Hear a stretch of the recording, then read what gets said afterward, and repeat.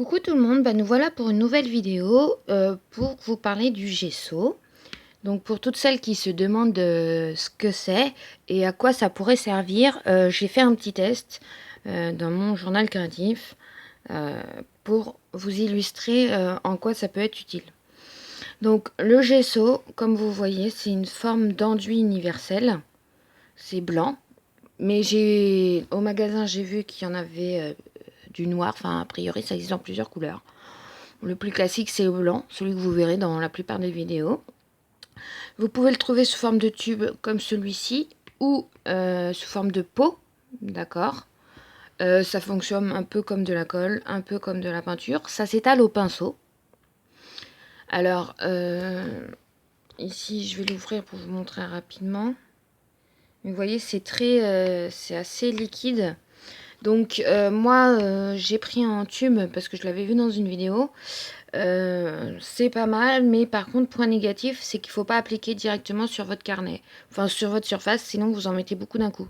Donc la première fois je m'étais fait avoir, là la deuxième fois j'ai mis dans un petit pot et j'ai pris après avec le pinceau pour étaler. En l'occurrence après vous pouvez étaler avec ce que vous voulez si vous voulez donner un peu de relief. D'accord. Donc pour l'exemple que je vais vous montrer aujourd'hui, j'ai pris avec un petit couteau en plastique, un petit couteau de camping. Donc le gesso ça sert à quoi? Notamment si vous souhaitez faire une couche de peinture dans un carnet et que vous ne voulez pas que ça transperce. Et je vais vous montrer ce que ça donne avec des feutres à alcool. On a tous rencontré le problème des feutres à alcool. On adore, mais le papier est souvent trop fin et ça abîme le feutre. Et du coup, c'est surtout que ça transperce derrière et que c'est pas joli.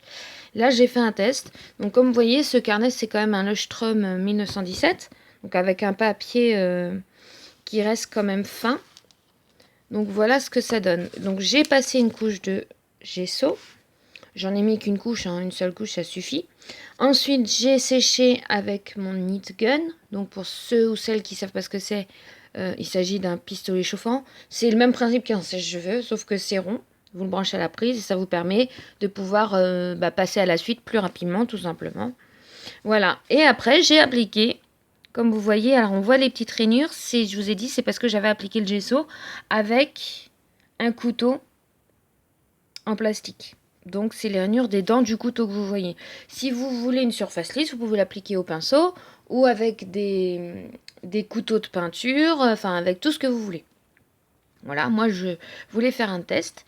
Et ensuite, avec mes feutres à alcool, vous voyez, ça a séché très rapidement. Avec la pointe biseautée par contre j'ai fait, en y allant tout doucement pour éviter d'abîmer mon feutre. J'ai passé. Et pour vous montrer qu'on ne voit rien, vous voyez le derrière. Aucune transparence.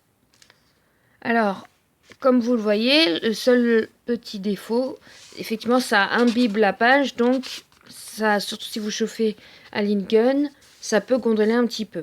Mais moi, comme c'est un journal créatif, ça me choque pas.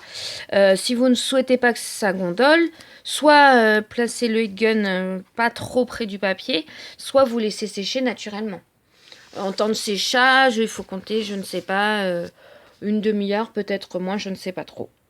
Voilà, donc c'était pour vous montrer le test du gesso avec le feutre à alcool pour ceux et celles qui se posaient la question. Je ferai sûrement d'autres vidéos de ce type-là. Si ça vous a plu, n'hésitez pas à me le dire et à éventuellement me dire sur qu'est-ce que vous aimeriez que je teste. Donc voilà, j'espère que cette vidéo vous aura plu. N'hésitez pas à me laisser un petit commentaire, à mettre un petit pouce bleu, à vous abonner à ma chaîne si ce n'est pas déjà fait. Je vous fais de gros bisous tout le monde, à bientôt.